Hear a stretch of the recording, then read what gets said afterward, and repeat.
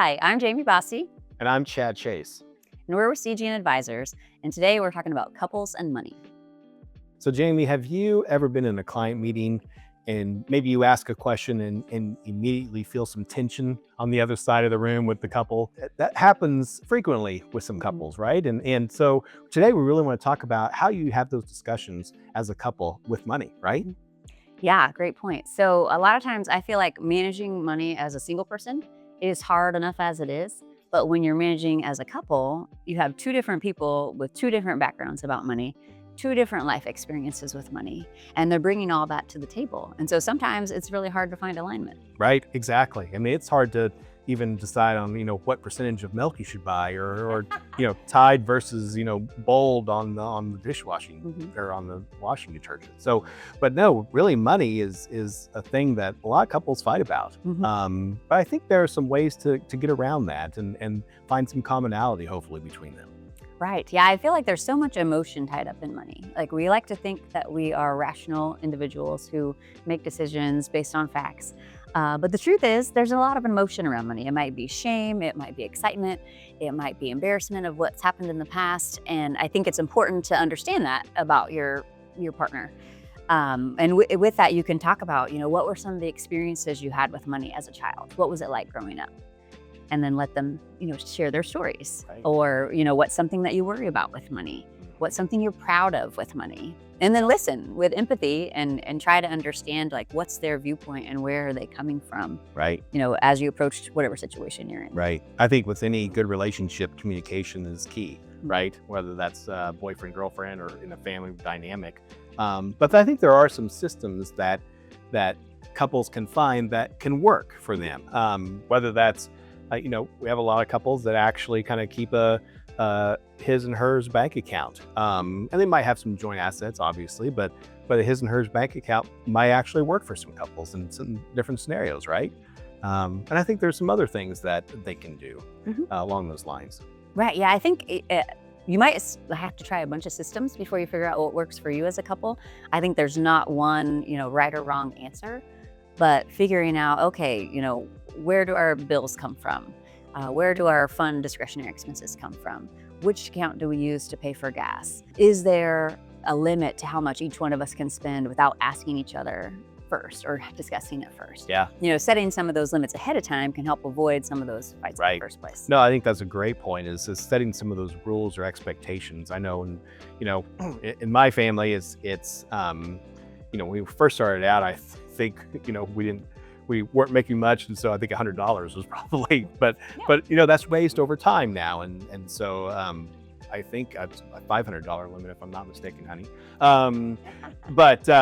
So, my trip to the wine store slips in there once in a while, but setting those limits before you can communicate. I think you came up with another idea, Jamie, about maybe having a 24-hour rule as well, to before you have kind of those impulse buys, maybe take a pause and talk to your spouse about that. And is this really a need or is this a want that maybe you both want to have in the house? Yeah, and that 24-hour rule can be good just for anyone because a lot of times we kind of live in a society that's like immediate gratification, right?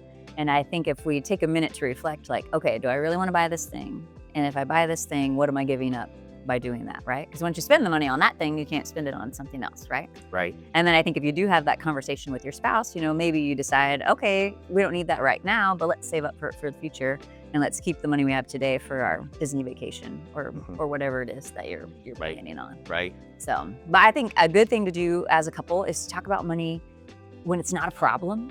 I feel like a lot of times it only comes up when you're mad, but if you have a fun like money date, Yeah. once a month or once a quarter or something, just to check in, to be like, okay, nobody's mad. We're just talking about, where we're at. Maybe review all your accounts or your debt pay down plan or your savings plan or whatever it is. Celebrate any wins that you've had that month or recently, and just make it more of a fun experience so it's not always a fight. Right. I think that's a great point. I mean, it's anytime you are emotional about something or upset, it just can spiral into other things. So getting out in front of it and talking about things before it comes to that problem is great. I remember there's actually a book called The Millionaire Next Door, and I'll never forget it. I read it in college, and it's still a great book. But one of the visualizations it talks about, especially when it comes to couples, is savings and financial well-being doesn't work when you have one spouse pouring in water into the bucket, but the other spouse has drilled a hole in the side, right? Yeah. And so that visual always, I remind myself about that, and that's where communication really comes in. It's like, what's going into the bucket, and let's talk about what's coming out of that, and let's not be secretive and drilling holes in each other's buckets. Yes, I love that analogy. Yeah. And I think just being on the same page with like, what are we trying to achieve? What's important to us as a family? What are we saving money for? What do we envision for our future? Yeah. And just making sure that whenever you're making decisions about money, you come back to those values and priorities. And so you're really like living the life you want to be living. Right. Yeah. No, that's great.